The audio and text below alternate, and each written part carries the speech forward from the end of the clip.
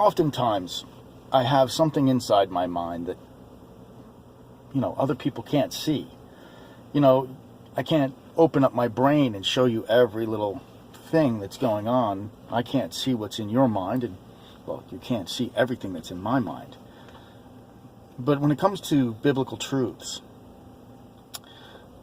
I have to take what's in my mind and try to see what you don't see, that I see in my mind, and try to illustrate it for you.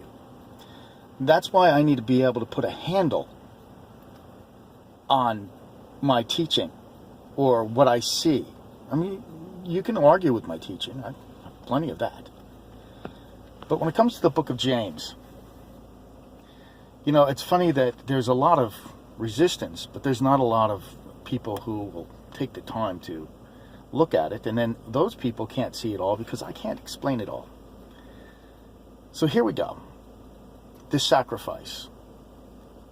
Who made the sacrifice? When Isaac was offered on the altar, did Abraham follow through with the sacrifice of his son? This is key to what James said.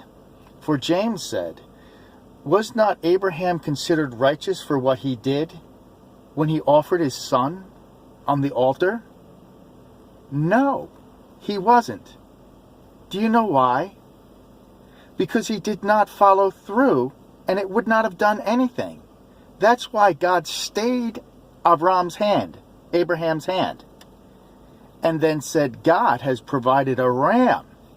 Was it a picture of Abraham sacrificing his son? For Abraham did not sacrifice his son.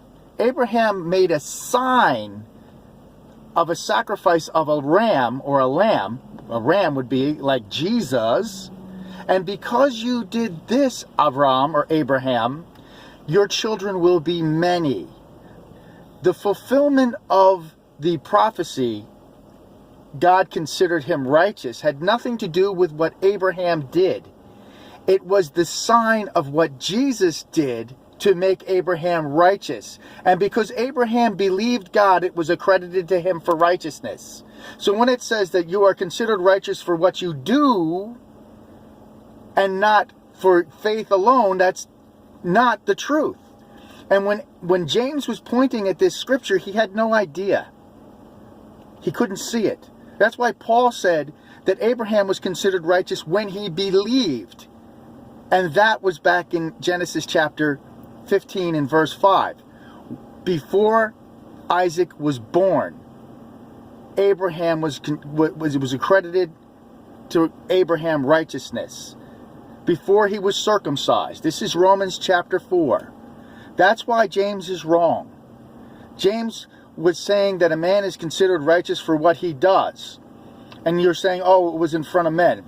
That's impossible, because when you say that a prophecy or a scripture from God has been fulfilled, it has nothing to do with man.